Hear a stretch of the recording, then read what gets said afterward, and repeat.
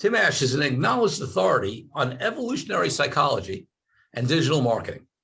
He is a sought-after international keynote speaker and best-selling author of Unleash Your Primal Brain and Landing Page Optimization. Tim has been mentioned by Forbes as a top 10 online marketing expert and by Entrepreneur Magazine as an online marketing influencer to watch. For 19 years, he was the co-founder and CEO of SiteTuners, a digital optimization agency. Tim helped create over $1.2 billion, that's with a B, billion dollars in value for companies like Google, Expedia, eHarmony, Facebook, American Express, Canon, Nestle, Semantic, Intuit, Humana, Siemens, and Costco. So if that's not enough, I don't know what is. Welcome to the show, Tim Ash. Great to have you on the Quest podcast. Thanks, Corey. It's a pleasure to be with you. Well, it's great. So, folks, some of you folks may be wondering, because obviously with his background, a lot of what Tim does on some of the sides you heard is around what I refer to as organic growth, right? It's that sales and marketing side of it. But trust me, he's got plenty of deal experience. So you're gonna hear about that not only in his past, but you're also going to hear about the way his understanding of the brain impacts deals. So Tim, before we get into all of that, I want to take you back to when you were a little kid growing up, maybe 8, 10, 12 years old. What did you want to be? Because my guess is a primal brain expert and online marketer might not have been it, but you tell me. Yeah, international keynote speaker was nowhere on the agenda. Yeah, figured that. If I go back to age 8, I was still in the former Soviet Union. I was born in Moscow. Okay. And that's about the age that we emigrated to the US. So when I got here, I think I wanted to be a cowboy because there are really cool cowboy hats and revolvers and fun toys at that age. So I figured, we're going to America. Cowboy sounds like the thing to be. I love it. It's interesting to me, and I just brought back a memory, so I'll share it. But back in, so I don't want to date you unless you want to date yourself. So I don't know what year that was when you were. I'm old. But I remember this must have been the early 90s. So this was when the former Soviet Union was things were starting to open up right after, Yeah, the wall fell in 89 and the Soviet Union collapsed shortly after that. Yep. Right, exactly. So this was in the early 90s, and this is deal related, which is the reason it came to my mind. And I remember because, I just thought the cowboy thing is like the American cowboy thing is so stereotypical. And there was this deal I did. So I represented a guy who was a guy who sourced goods for companies. So he was a middleman, right, between, sellers and buyers or manufacturers and distributors. And we did a deal. At that time, there were only mainly barter deals going on because, the Russians had trouble getting currency or currency out of the country or US dollars or whatever it was in those early days. But this was actually one of the few cash deals. There was a Russian company that set up a US subsidiary or operation. And they had a huge tanker ship, and they bought tons of chicken from Purdue that was filling half of the ship. And the other half of the ship, my client was filling. And what was he filling it with? This is what triggered the memory. It was the cowboy thing. Not that it was cowboy stuff, but it was sort of this stereotypical. It was cigarettes. It was blue jeans. Yep. It was electronics. It was all these stereotypical American goods that at that time were not as available, in Russia. Well, I've been back to Russia 5 times in about as many decades, and the progression is striking. The first time we went back, and it was almost like trinkets for the Indians. You buy Manhattan for a few beads. We brought Casio watches, Marlboro packs of cigarettes, and blue jeans. That was the currency of the day. Exactly. And then later on, I took my cousin who worked for the Bank of Russia to the first McDonald's there, and he loved it because they opened one up near the Red Square. The next time I came back, I said, "Hey, Mita, let's go to McDonald's." And he said, "No, Tim, that's for tourists." So things in Russia, they figured things out pretty quick, I would say. Right. I love it. Yeah, no, it was fast. It was a fascinating deal. I won't get into all the details of it. I think I've told the story once before early on this podcast, but it was a very fascinating deal because the short thing was that the Russian counterparts on the other side, wouldn't agree to some basic non-circumvention, clauses where they couldn't go directly to the manufacturers because they were now capitalists and they wanted to be free and nobody was going to tell them who they could or could not do business with. It was well, really capitalists, I would say after the fall of the Soviet Union, it was very much a Wild West situation, to use that cowboy analogy 100%. Again. I remember basically a lot of people stole the state blind as long as they had access to things. One of the things that I remember that there were export controls around strategic materials, like titanium, say, which has military applications. So some enterprising Russians chopped it up and shipped containers worth of titanium to companies in the West by calling it scrap metal. Right, so that's how they get around those kinds of things. Yeah, there was a lot of creativity. One more question going back, and then I want to get to the present. What was your first deal of any type that you can remember? It could be something when you were a kid, older, just anything that comes to mind. Well, the first deal I got was to shovel snow in driveways in New Jersey when I was in high school. And it was an insurance policy, in effect. I didn't know it, but I was basically saying, hey, pay me $5 a week, and whenever there's snow, it doesn't matter how much of it, for the 3 months of the winter, I'll come shovel it. You'll be on the top of my list. So I guess I was a bit of a hustler back then. Well, what I love is that, listen, many of us shoveled snow as kids, but we usually got paid per time. I just had, this is funny to me. I just had Joel Block on the podcast, and when I say this is going to come out a couple of months from now. So, if you go back, listeners, and viewers, a couple of months ago, I had Joel Block on, and he talked about, the trend, which has been going on for a while, but accelerating to subscription revenue. Well, you had a subscription model back then. Exactly. That's amazing. And it's funny because that's one of the sort of pieces of advice that I give to people based on evolutionary psychology and marketing. Subscription models are really powerful because it's basically the status quo bias. Your brain doesn't want to think. So anything on autopilot, just like, it comes off of my credit card account or deducted from my bank every month. Anything like that where you don't have to think is the most powerful thing of all. Because if you want people to change behavior or consciously think about something, you're already at a disadvantage. It's better to lock in a default where they have to do nothing. Well, it's all right. So that reminds me of another area which ties into exactly what you're saying, which is this. So I've also done deals in the health club industry, and back I had a client. We sold 3 gyms to not to Equinox. Who was the other big one in New York City back then? It'll come to me. New York Sports Club. So the interesting part was right around that time was when the health club model was evolving from locking you into year-long contracts, but which at the end of the year you had to actively renew, and if you didn't actively renew it, it expired. So they would bug you to try to going to the monthly recurring, which you can cancel anytime, right? So you tell me, but it seemed to me the psychology was, this is way more flexible for you, the member, because you're not locked in for a year. You can cancel on 30 days notice. But the truth is, effectively, that was a boom to the industry because the default was just to keep it going, and people had to admit to themselves that they weren't going to go to the gym. Whereas having an active, obligation, the old model to renew was easier for them not to do. That's a very, very powerful business model. In fact, I got caught in that one myself, the power of subscriptions. I was out here in California in San Diego, and we had 24-hour fitness centers. That's the big chain. And I had a membership from the early 80s. I was paying $6 a month, and they kept raising it. And eventually got to be about $50 a month. And I hadn't gone in years, but it was just like, I don't want to even think about it. So I stayed on for years without visiting the club because it was a combination of subscription model and escalating the price, kind of it will never be lower or this low again. Yes. Love it. Okay. So I know I talked about a little bit in your bio, but give us more specifics about what you do and who you serve. Because obviously, there's a few things you do. You're an author, you're a keynote speaker, you do the marketing. So what are you doing right, now in your company, and who are your key clients, not in terms of names, but in terms of types of people you serve?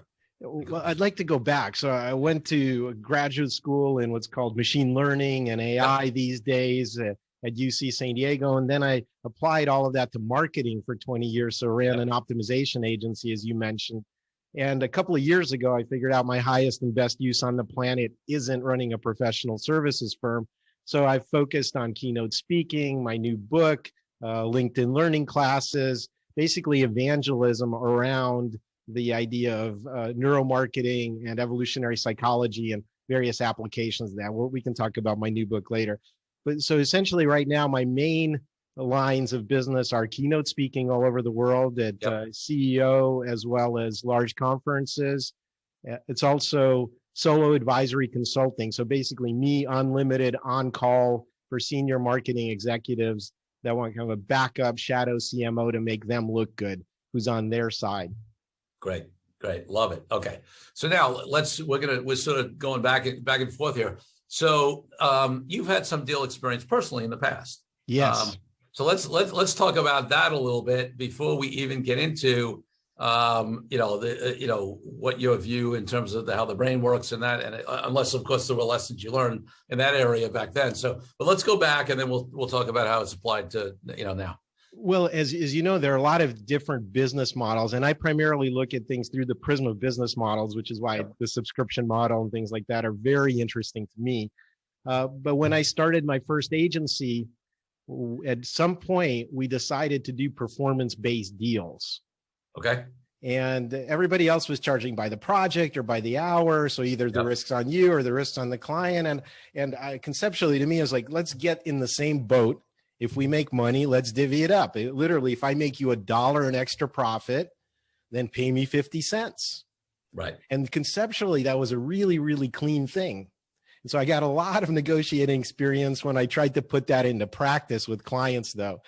And it required ultimately an 18-page contract with a big liquidated damages clause and the hammer, like, if you try to screw us, we're going to get the maximum amount, this sort of thing. And it just wasn't really practical because people didn't want to open the proverbial kimono and show you their finances. Right. And then the greed kicked in too. It's like, I might have to pay you how many millions of dollars?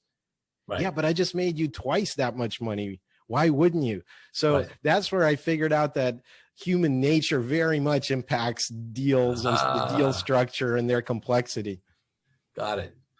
So that's fascinating. And then when you left your company, did you exit that company until was it sold, or did you? I sold it off to business partners, and the structure of it was, there's an upfront piece and then a performance-based piece as they continue to run and grow it, which they have. The agency is called SiteTuners. It's in the capable hands of my friend Marty Greif, and they're killing it. In fact, they've tripled in size since I left 2 years ago. So I'm not sure what that says about me. Listen, coincidence is not necessarily causation, so we'll assume that's not a causation there, right? Well, I look at it as more of an ikigai. Like I said, my life purpose wasn't running professional services, whereas as my business partner, that's exactly what he's suited for. So everyone has their sweet spot. Before we get into the meat of your particular expertise here, a business partnership is a deal. Deciding to split a business partnership, even though it sounds like it was on wonderful terms, for good reason, is another deal. Talk to me a little bit about just anything lessons you learned about being in business partnerships, and then what may be even more relevant to what we're about to transition to your work is that decision to split, to split that up, and how you go about that in a way that, Yeah, one of the things that I found is that I've, through my career, calibrated my scale. So the first company that I ran, I was very stingy with stock options, for example. And ultimately, I think I ended up owning 87% of it and only gave 13% away to other key players. And then the next company, and also to make it a woman-owned business, we decided to give my other business partner 51%. And that created its own complications, because then you're kind of joined at the hip, and it's hard to do things, and there's loss of control and so on. So I kind of swung from one extreme to the other. And in negotiations, I think you have to anticipate all of the things that could go wrong, because in the heat of the moment, when you're dividing things up or things aren't going wrong, there should be just clear guideposts for how to do that. So that was one of my very expensive get good lawyers, write up all the contingencies, kind of life lesson. Love it. And then, obviously this sounds like it was totally, wonderful and amicable. But I guess, let me bring it to psychology. Like, I know, what was your process? Because listen, I talk about highest and best use all the time. My listeners have, have heard me talk about that. For me, I've got my definition is you should be doing stuff that you're great at, but that's not enough because there's plenty of stuff that you and I are good at that we don't like, doing. You have to be passionate about it. That's number two. And then I think a lot of people stop there. Oh, I'm great and I'm passionate, but it's also got to be high leverage. It's got to make a difference. It's got to move the needle, whether it's in your company or in terms of what you want to impact, in life. So that's the way I define it, at least. It was interesting you use that term, highest and best use, because I love that term. There are many, many people who maybe understand that concept intellectually, right? They may understand that there's a gap between what they're doing and where they are but many of them never make that jump. And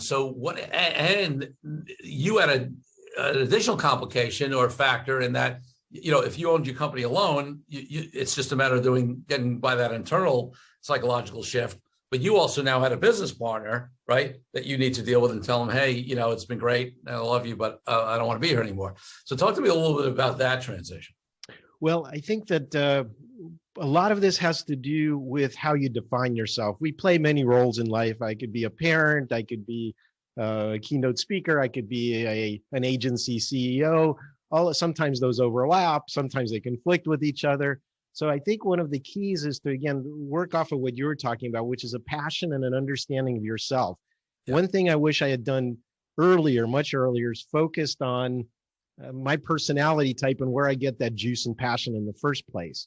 Yeah. So if you look at it, I'm an Enneagram type 7, which is the enthusiast. On Myers-Briggs, I'm an ENFP, which is the evangelist. On DISC, I'm high dominance, high influence, like most entrepreneurs. And so that's another initiator type of thing. So basically, they're all looking at me from different perspectives, but saying essentially the same thing. And if I'm in alignment with who I am, then I'm very powerful. If I have to backfill holes or do things that drain my power, that's actually pulling against a strong rip current. So the one thing I wish I'd done earlier is not tried to build a business or done some arbitrary thing, but said, am I running true to my nature? Mm. And then so you didn't do it early. What had you make that shift though, right? Because now you've run this business for almost 25 years. Yeah. Okay. So what was, and I know, listen, people often ask me, I've had what seemed like defining moments in my life, and they're really not. They were actually an accumulation of things. There was no one life-changing thing. So I don't want to assume it's, but there was a point where either there was a significant thing that happened or where these things accumulated to the point where there was a tipping point and you said, it's time. Especially from a sort of psychological point of view, because I'm fascinated by what has some people be able to change, evolve, right? Take risk, all that kind of stuff, versus people who get stuck in, situations that are not ideal for them. So, can you talk a little bit about what had you? Absolutely, Corey. I break it down into 3 significant phases. The first was being someone's employee. And I got to look at big companies like NCR and SAIC, which is a big defense contractor, and saw what a soul-killing enterprise it looked like from the inside. So I said, screw it. I'm not going to work for someone. I'm going to be my own boss, quote unquote. And that was the Gerber's E-myth. I'm going to do it better myself. And so I jumped in, started my agency. And then I realized I was just hiring my bosses, and there was high turnover in them, and they were insane. And it was kind of like jumping in and getting married before you date. Then you find out all of the issues that they have in terms of their corporate culture and way of doing things. So that wasn't any better. And like I said, phase 3 a couple of years ago was jettisoning anything that involved being an employee or hiring my bosses. And I have to say, it felt like a bit of a turtle without a shell, because after being a CEO of an agency and having a very high public speaking profile, books and so on, what are you if you're not an agency head? Yeah. What are you if you're not the CEO? So it felt a bit naked for probably 3 to 6 months. And then I realized, no, I'm still me. I am definitely powered by a different kind of engine internally. I'm on purpose and on mission a lot more. And my network and all of the loyalty that I've built is still there and fully accessible to me. In fact, being in a way a free agent allows me into different relationships. We put blinders on. If I'm the head of a business, I'm thinking, how does this benefit the business? I have no use for you unless it can benefit my business.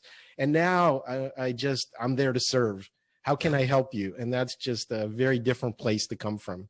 I love it. And what you raised in that is something I think is one of the most powerful conversations and challenges for folks, which is it's an identity conversation, right? That conversation is, who am I if I am not CEO, if I'm not an agency head, if I'm not, right? And I've actually done exercises in various kinds of courses where, you ask yourself that question, like, if I'm not my titles and I'm not my roles and I'm not my, whatever, then who am I really? And, I've had some transformations in my life where I've really looked at how certain roles have become so entwined with my identity. And that some people, that's tough to give up, So now I want to jump to your book. I want to hear about the book. And then we're going to go back and apply some of the things you talk about in the book to deals. But tell us about the book, the new book. Well, I wrote a couple of best-selling books on digital marketing, and my specialty, which is making websites more effective. So I have a book it's been translated into 6 languages called Landing Page Optimization. It's kind of the Bible in the field. This latest one is not even applied to marketing. It's called Unleash Your Primal Brain, Demystifying How We Think and Why We Act. And it's essentially a crash course on being human.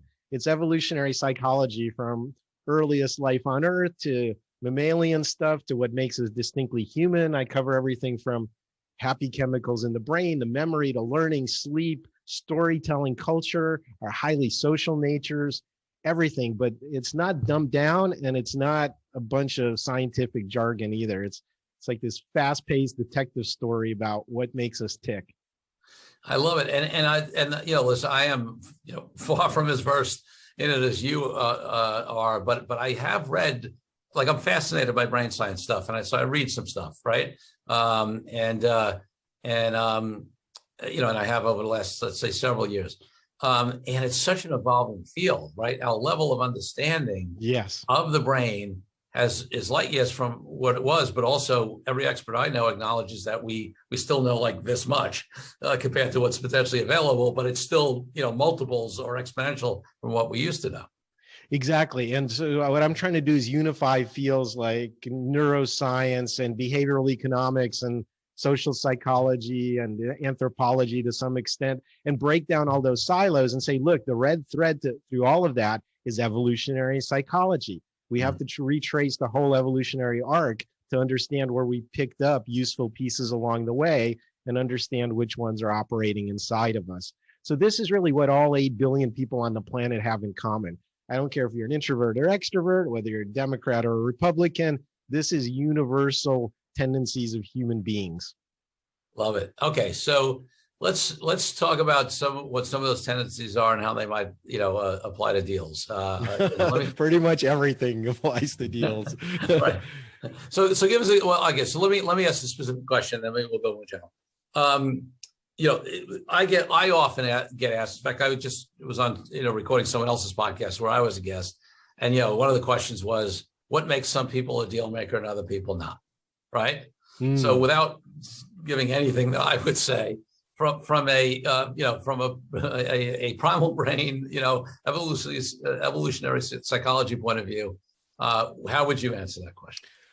Well, I would start by saying that we're always negotiating and doing deals. I have a couple of teenage kids in the house. It's a daily deal making over here. And some of those negotiations are a lot tougher than any business dealings I've ever had. And so it's a useful skill to have all across the board. I can talk about some aspects of evolutionary psychology that I think are part of any deal making. And they're important to understand. One is our need for black and whiteness. If something is just black and white, then it's automatically evaluated by our primal brain, by the subconscious.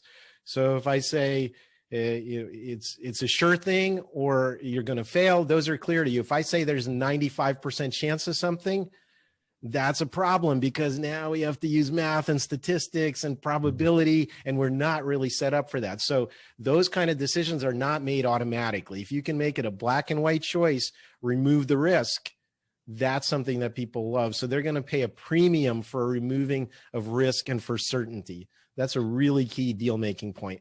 All right, so let me ask you a question on that, right? Certainly in the personal growth field, in the online course field, in like a lot of the folks I know that do business personal growth and sell online products or do live events and things like that, what's become ubiquitous is the money back guarantee, right? Yes. And for me, like, I'm wondering, is that the way they're taking the risk out of it? Exactly. That fits into that certainty. And in fact, I think a lot of people are stingy with the kind of guarantees they give. It turns out from the behavioral economics that giving a lifetime guarantee is the best thing ever, because I'm not worried about whether I'll exercise the guarantee. How many times have I bought a garden hose at Home Depot and then had that thing blow out? Then I go and get the new one. And what does it say on the packaging? Lifetime guarantee. I could have brought in the old one, but do you think I ever did? No, right. I just went and picked up another one, and I feel good, peace of mind wise, because of that certainty, and it's got a lifetime guarantee. Right. And I know statistically in a lot of the personal growth industry, like, the percentage of people who ever exercise any guarantee is so tiny that it's crazy not to give it. Right. So absolutely. And longer, the better. For example, if you look at all those online mattress companies that say, try it in your home for 90 days and you can just ship it back to us if you don't like it. Well, the reality is you're going to put your old mattress against your bedroom wall, and after about a week, you'll get tired of looking at it, and then you'll take it out to the trash or the dump. And that's it. So I don't have to think about it anymore. So it's better to give a 90-day one than a 7-day one or a 14-day one. Love it. Okay. So first principle is certainty, right? 100%, 0%, yep. Nothing in between. Those are automatically evaluated as being no risk. Another important consideration when you're making deals is the fact that we're much more tuned to trouble and problems and what's called loss aversion, of essentially paying attention to threats more than opportunities. Yes. So let's say, Corey, you like ice cream. What's your favorite flavor? Coffee ice cream. Okay, here's a bowl of coffee ice cream, Corey. Only on the way over to get it, I'm going to whack you on the back of the hand with a hammer. What do you think? Not so excited. Yeah, not so excited. I mean, you have to really be a coffee ice cream fan to go for that one. So we're tuned actually about 2.5 times as much to loss and pain avoidance than we are to pleasure seeking. Both motivate, but pain is something that motivates us more. So how you frame an offer, how you say something matters a lot. Let's say you went to a doctor and he said, okay, you have to have this medical procedure. And there's a 95% chance that when you go under general anesthesia and come out of this, you'll be fine. Okay. Or I say this, you have to have this medical procedure and there's a 5% chance that you die on the operating table. Right. It's the same thing I just told you as a doctor, but how I frame it and being attuned to the loss makes a huge difference on whether you're going to go for it or not. So one of the other things that you can do, maybe your situation doesn't change, the economics of the deal doesn't change, but how you frame it and whether you take advantage of that pain avoidance makes a huge difference in someone's likelihood of actually acting on that deal. I love it. And it's interesting to me as somebody who, one of the, in the personal growth area, one of the fundamental principles of, NLP, right? Neuro linguistic programming, and like Tony Robbins' early days, a lot of people even before him, they talk about that humans are only motivated by two things. That's the gain pleasure or avoid pain, and the avoid pain is a much higher, motivator. So it's interesting to me. So let me, this is fascinating. And so I'm a student here as well. So let me ask a question. So one of the things I say in deals when I prepare folks for, let's say they're selling their company, right? And I talk about the due diligence process and on how, they can have lawyers and accountants and all these operations people and HR people come in and do all this due diligence, right? One of the things I say to folks is we really need to go through a major pre-due diligence process to get you ready, because the issue is you may have a CEO or somebody else who made a decision on the buyer side to buy your company. But then all of his people are coming in, right? And they are much more focused on everything that can go wrong, right? Because they're worried about their jobs, they're worried about their reputations, and if you close this deal and it turns out that they missed something, right? And therefore, if things aren't right, they're gonna, even if they smell a little smoke, they're gonna assume they're fire. And I guess in this language, they're gonna want to avoid that pain, and it's gonna outweigh the opportunity of the deal with a lot of these folks. Does that fit into the thing we're talking about? It does. Here? I mean, I think if you're negotiating any kind of large scale deal, I would immediately run out and buy 2 books. The first one is by Chris Voss, who was the chief hostage negotiator for the FBI, and it's called Never Split the Difference. Yep. And the other one is by Orrin Claff, and it's called Pitch Anything. And he's done a lot of high stakes money raising type of deals and gone in the room and decide. And one of the things that he suggests, which I agree with, is you have essentially psychological frames, and when those collide, one of them is going to collapse and absorb the other one.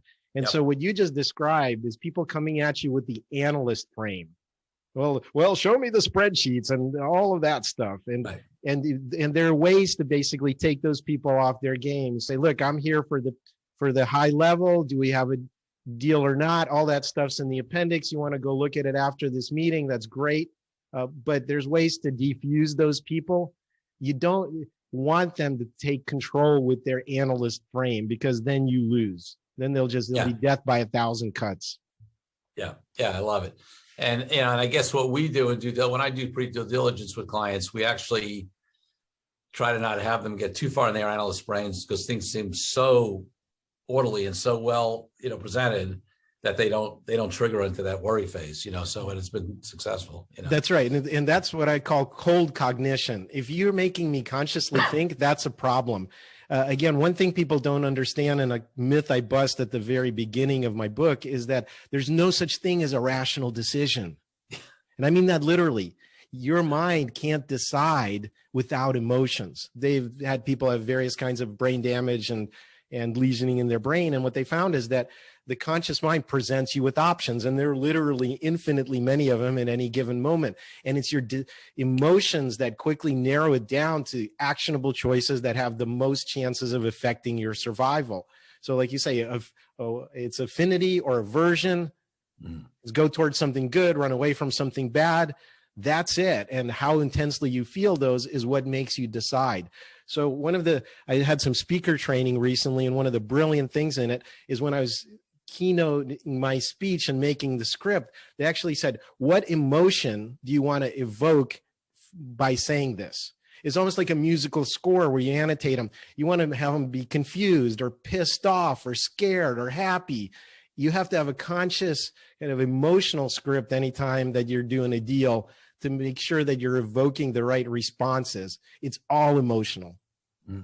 I love it. And the brain science that I've, studied as well, I believe that, and it's not a matter of believing, it's a fact, right? It's a scientific fact. But I believe it. And the interesting part is, my guess is, if you asked, that my guess is probably 90% of the people in this world would say that most of their decisions are rational. Don't you think? Right. We don't take into account the fact that we're irrational. It can be easily manipulated. I mean, they've shown this in a retail environment where you can play a little jingle. You just play it an octave higher or lower, and that can decrease sales of that display by 70%. And if you ask them, hey, why did you do that? They'll say, well, it had nothing to do with that jingle being played at a lower pitch.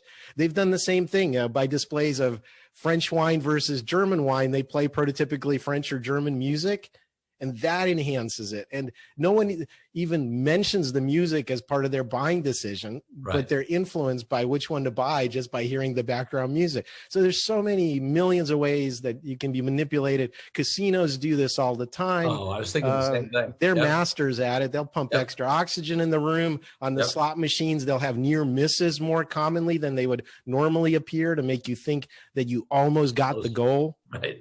In fact, by the way, that's another psychological principle from an evolutionary standpoint. A near miss can be 3 or 4 times as powerful as getting the goal in terms of the dopamine payoff. It makes you want to chase it more.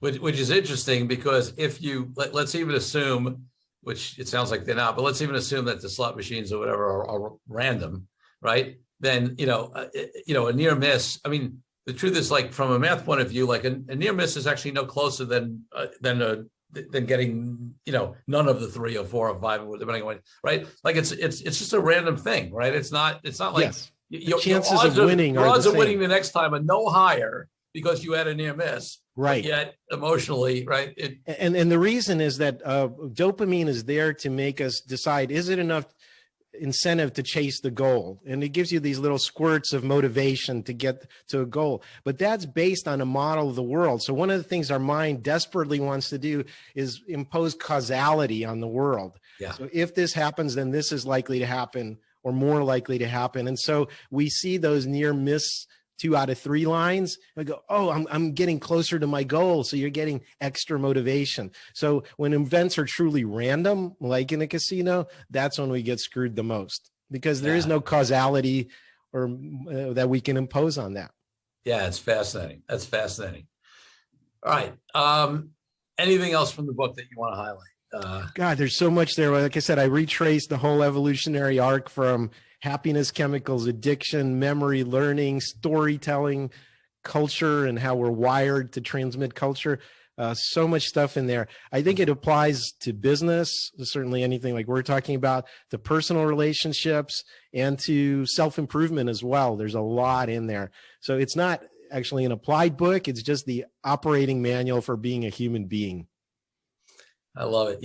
And that's something that's fascinating to me, because, and it's something I've studied a lot. I mean, one of my mentors is Bob Proctor, who's in his 80s now and has been doing personal growth work. He worked directly with with Nightingale, Conan back, some of the early founders of personal growth on tape back then movement.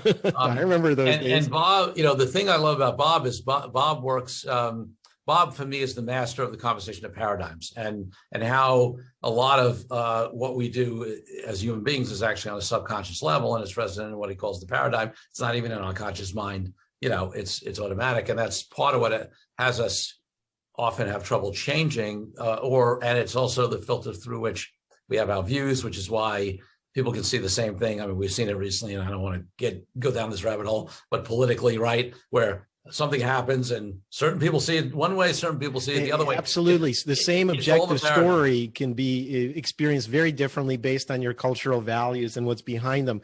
In fact, that's a really critical thing to understand. Human evolution is largely group against group competition. So having a cohesive group where you spread knowledge efficiently, even if it's the wrong knowledge or it's false demonstrably, is more important to our survival than getting it right. Will override, in times of stress, uncertainty, and fear, our own personal experiences in order to just pass on group knowledge and stay in that cohesive tribe, because that's how we survived in the past.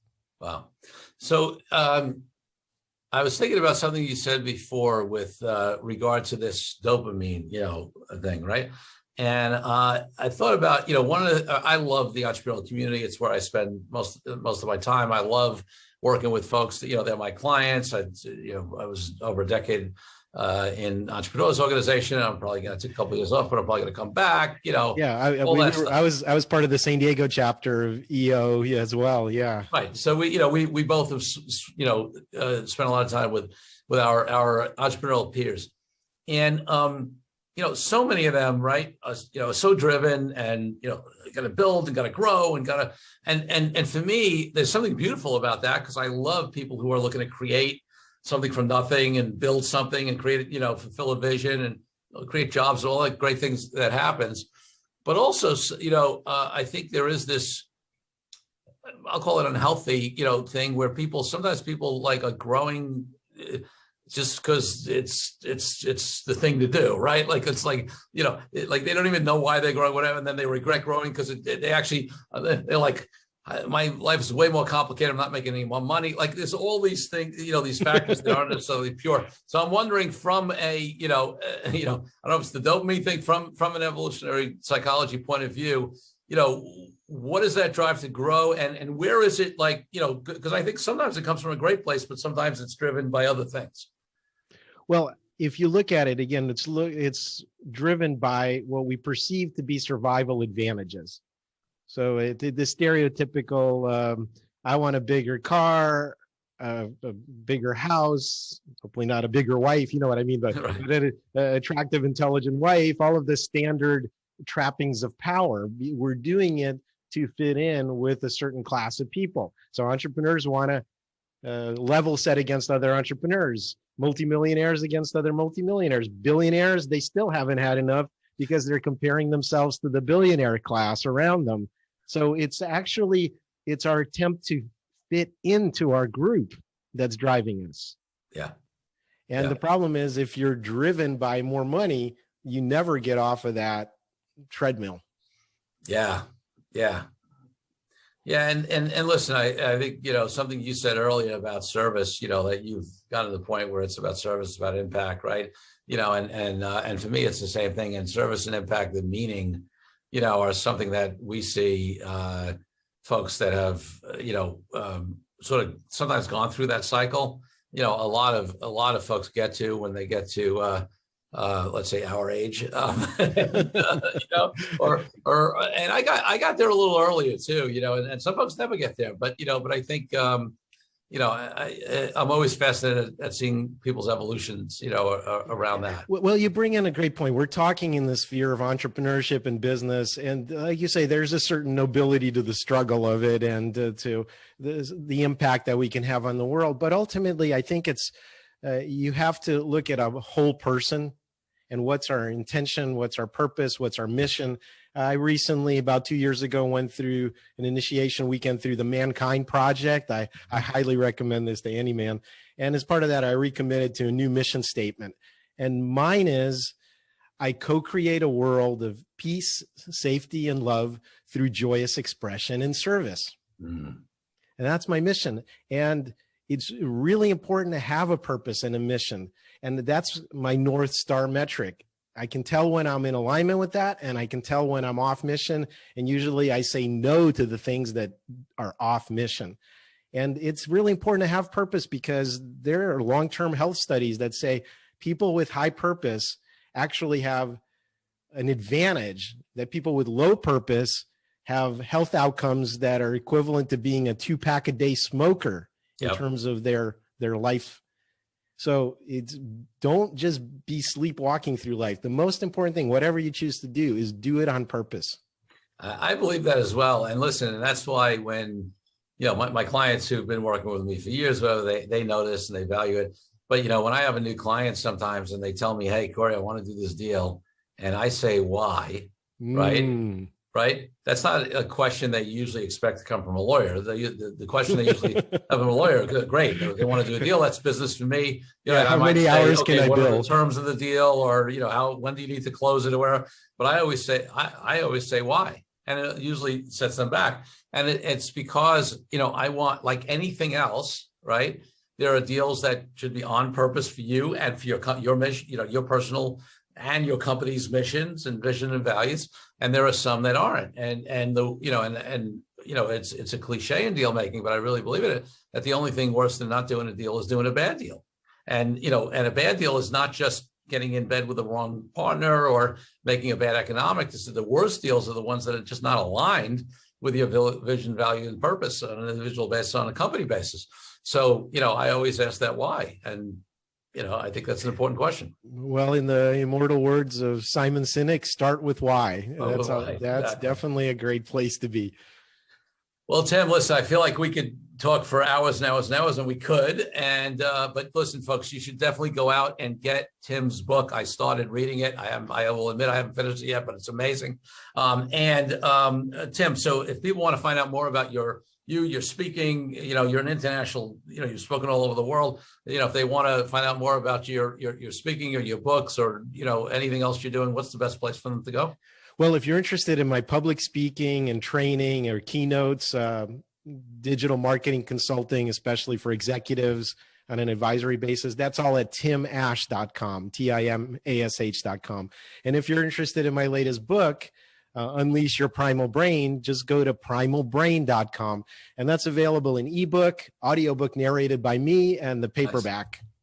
Excellent. So folks, go check out the book. You've only gotten little pieces of Tim's amazing wisdom here. And Tim, my final question on the podcast is always about my highest value in life. We talked about like vision, value, mission, right?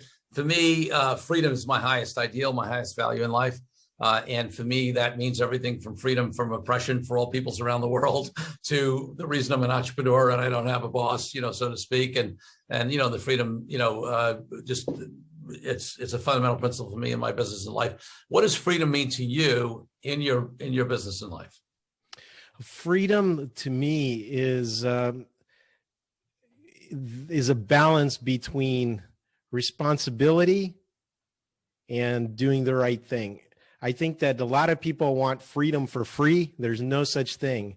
In fact, freedom requires a responsibility and a discipline and being an impeccable warrior that most people don't exhibit. They just want their pony for Christmas from Santa. They don't know what real freedom is. Love it. Tim Ash, thank you so much for being an amazing guest on the Deal Quest podcast. Corey, it's been my honor and a pleasure.